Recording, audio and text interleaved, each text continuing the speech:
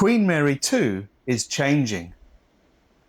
Cunard's new post-refit deck plans reveal major alterations to the ship, including lost public spaces, new staterooms, a very unusual new suite, and one change that will literally alter the silhouette of Queen Mary 2 herself.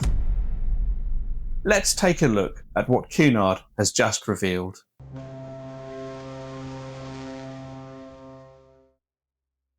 In spring 2027, less than a year from now, Queen Mary 2 is undergoing a major remastering.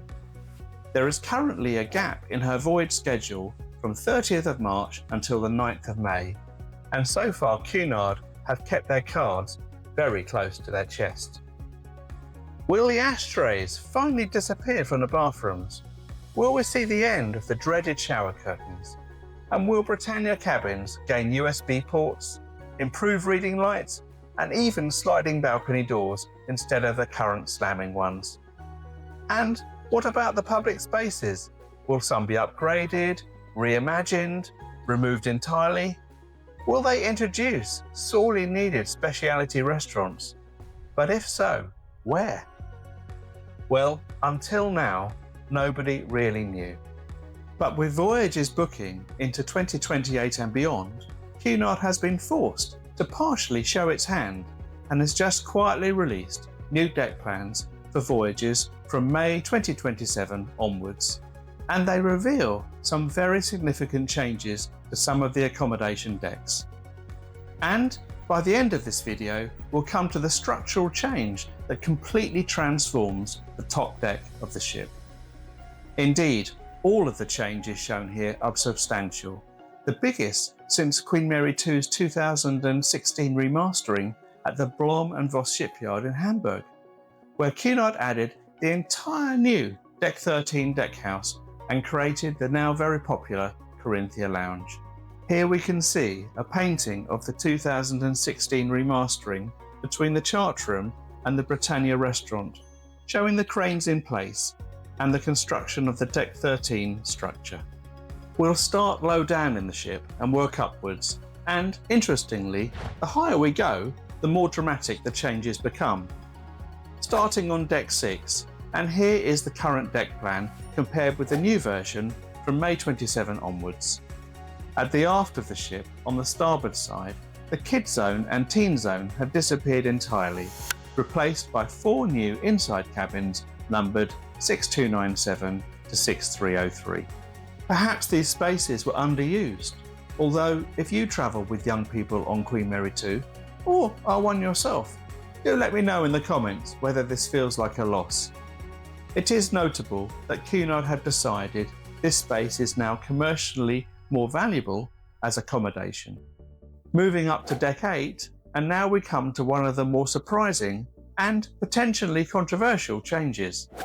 The Bookshop has been replaced by a brand new Q4 Penthouse Suite, numbered 8000. And I have to say, this suite raises all sorts of fascinating questions. Now, before we get to the suite itself, I had already heard on recent voyages that the Bookshop stock seemed to be quietly running down. The whole space had begun to feel slightly neglected, almost as though it was winding down in preparation for something else. Well, now we know why. So, unless Cunard relocates it elsewhere on the ship, it appears the dedicated Bookshop is disappearing entirely. The new suite also appears to have annexed the librarian's counter area. So, assuming that they relocate that elsewhere, in practical terms, it may mean less usable space in the library. But now let's talk about Suite 8000 itself, because on paper, this is a very odd suite. First of all, look at the location. This is a busy area of the ship, right beside Stairway A and the library entrance, so there is significant passenger footfall throughout the day. Secondly, the suite itself actually appears relatively small for a Q4 penthouse. In fact, it doesn't look dramatically larger than some of the existing Q5 and Q6 suites. Thirdly, and this matters on an ocean liner, it is very far forward, where movement is naturally more pronounced. But then we come to the new balcony Cunard are building for it, which appears enormous. And that creates another problem, because immediately beside it is the scenic elevator, which retains its library access. So, either guests in the suite lose all privacy as passengers glide slowly past, making eye contact over their morning coffee, or Cunard obscures the scenic elevator windows and creates what may be the world's first non-scenic scenic elevator, which feels slightly self-defeating. Quite how Cunard resolves this design contradiction, I honestly don't know. I'd love to hear your thoughts in the comments. Directly above this new balcony area is Churchill's Cigar Lounge, and currently the ventilation outlet emerges right there. So unless that ventilation system is moved, this may become one of the more unusual premium suite experiences at sea. Now, I actually quite like the smell of cigars, but anyway, I do wonder whether this suite may have been more fairly categorised as a Q5 or Q6 rather than a Q4. For now at least, this may be one of those suites you hope not to get upgraded into. Okay, let's move up to deck 9. And here it appears to be curtains for the Grills Concierge Lounge. In its place, 4 further inside cabins numbered 9084 to 9090. Now, before we discuss the loss of the lounge itself, these cabins are actually rather interesting. As inside cabins go, this is prime real estate. They're midships, located on the very quiet Queen's Grill deck with relatively little passing traffic. And for fellow Queen Mary II obsessives, this corridor is also the only one with the traditional wall lamps, which somehow makes it feel distinctly more elegant than the others. Looking at the plan, 2 of the cabins also appear to gain additional floor space, especially 9084, which has a rather substantial L-shaped extension, which may become one to book early. And what about the concierge lounge itself? Although it lacked natural light and had somewhat limited opening hours, it was nonetheless a popular and well-used space amongst Grills guests. The tea and coffee making facilities in particular were extremely useful and, unlike the Grill Lounge on deck 7, available throughout the day while the lounge was open. So, what happens now?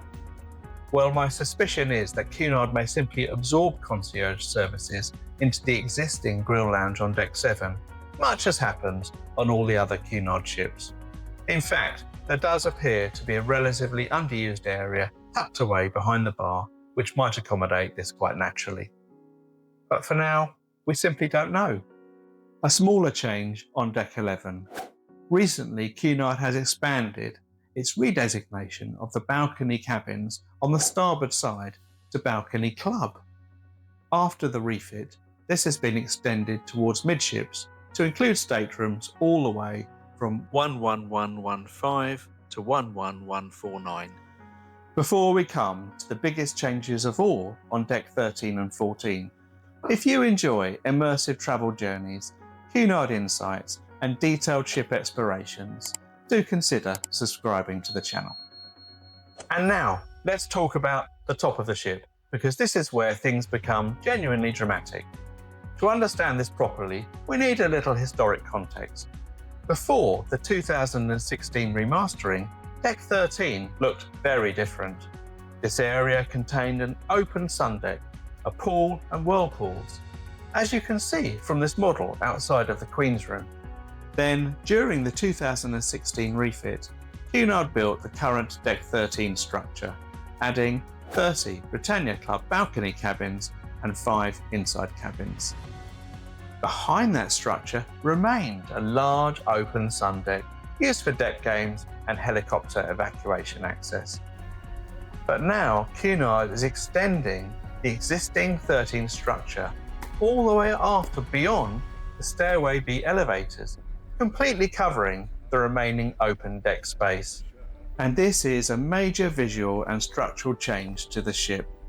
Look at the huge space it is covering. Although the 2 sports areas at the aft, currently used for pickleball and a golf net, will be retained. Inside this new extension are 16 new Princess Grill suites, along with a further 5 inside cabins. It will be interesting to see how Cunard accommodates another 32 guests in the Princess Grill restaurant.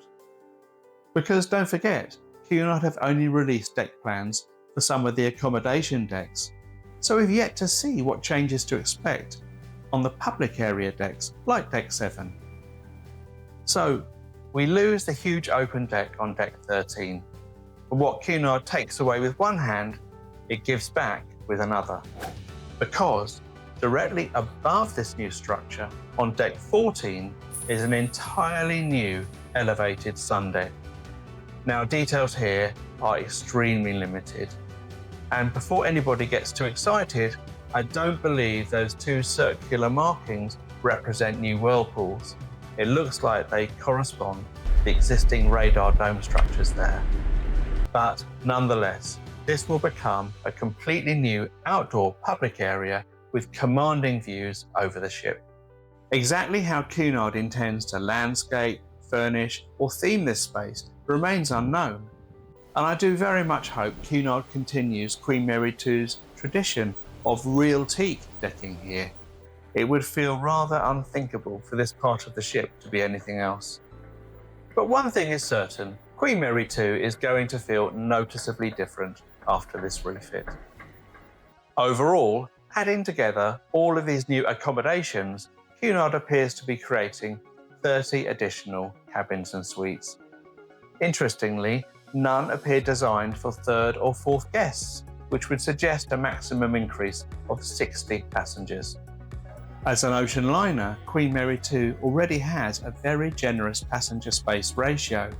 Even on full sailings, it is possible to find quiet corners, and with a total capacity of 2,691 passengers, I think she can easily absorb another 60. But emotionally, I suspect some regular Cunard guests may feel conflicted about these changes, and I can understand that completely. Queen Mary II means so much to so many people, and whenever familiar spaces disappear, there can naturally be a sense of loss. At the same time though, Queen Mary II is well over 2 decades old and moving through her middle age, and maintaining this unique ocean liner cannot be cheap. If changes like this help secure her long-term commercial future and extend the life of this extraordinary ship, then I think that has to be part of the conversation too. But enough about what I think. What do you think about these changes? Are these sensible modernisations? Or is Queen Mary II gradually losing something important? I genuinely love to hear your thoughts in the comments below. And if you'd like to explore Queen Mary II in much more depth, including live deck plans, commentary, and a complete walkthrough of the ship, do check out my full ship tour here. Thank you very much for watching. I'm David from Curious to Travel. Stay curious.